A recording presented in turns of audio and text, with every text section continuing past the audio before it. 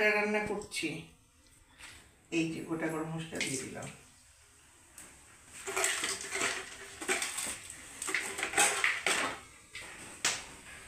একটু জিরে দিয়ে দিলাম,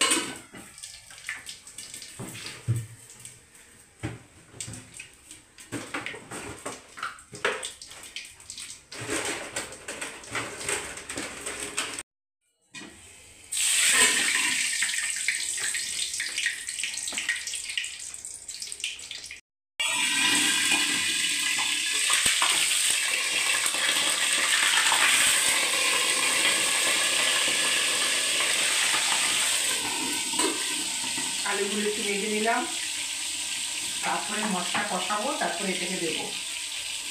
দেখো বড় বড় জাম্বো জাম্বো এই মোটা মোটা দাঁত দেখেছো কত বড় বড়? এই মাছগুলো রান্না হবে এটাকে।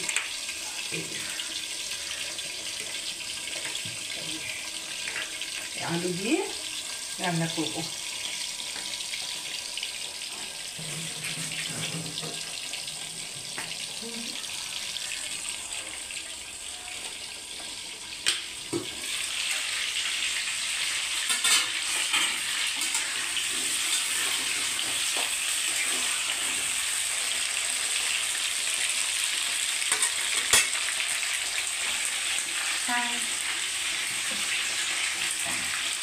সাইড থেকে দিয়ে দিলাম একটু, এটাকে একটু ভেজে নিতে হবে আলুর সাথে, তারপরে মশলা কষাবো আলাদা করে।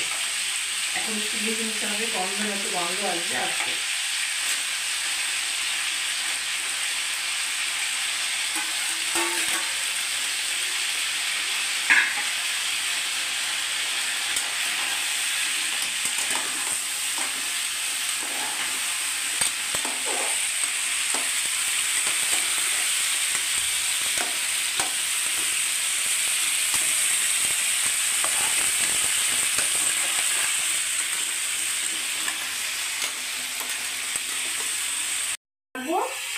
আলুটার সঙ্গে ভেজে নিয়ে তারপরে মশলা কষাবো, তখন আবার জল ঢালবো, তখন আবার তোমাদেরকে দেখো এরকম করে রান্না করছি। ঠিক আছে, দেখো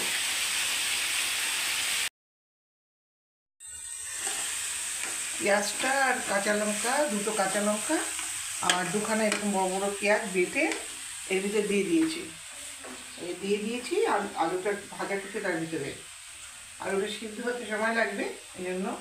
এবারে আমি মশলাটা দিচ্ছি। জিরের গুঁড়ো 1/2 চামচ, এই ধনে পাউডার 1/2 চামচ,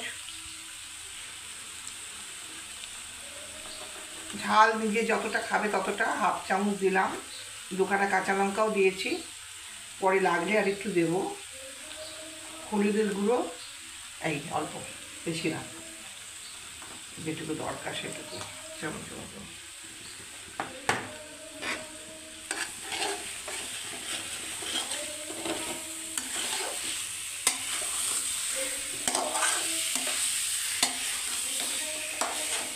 লাইট গেলাম আরেকটা,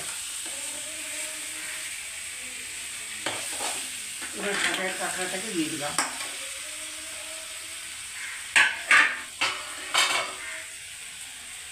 অল্প একটু জল দিয়ে এবার কষাবো এটাকে।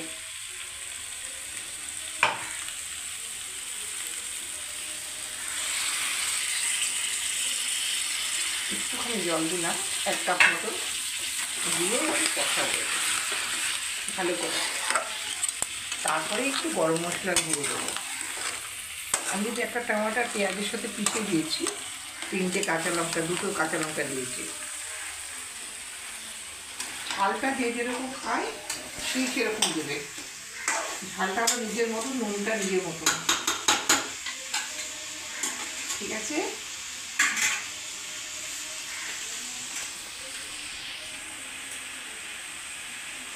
ঝাল নুন সবসময় নিজের ইচ্ছের মতন দিতে হয়।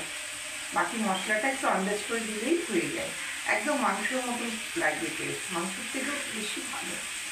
যারা মাছ এই জিনিসটা খেতে ভালোবাসে তাদের কাছে মাংসের থেকেও বেশি ভালো লাগে। মশলা দিয়ে দিলাম, কেন কষানোর সময় একটু দিলে ভালো সেন্টটা ভালো হবে।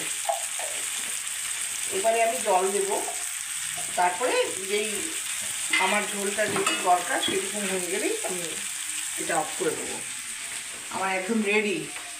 আলুও সিদ্ধ হয়ে গেছে ভেজে ভেজে, তারপরে কাঁকড়া তো অনেক ভালো করে ফ্রাই করে রেখে দিয়েছি আমি আগে থেকে।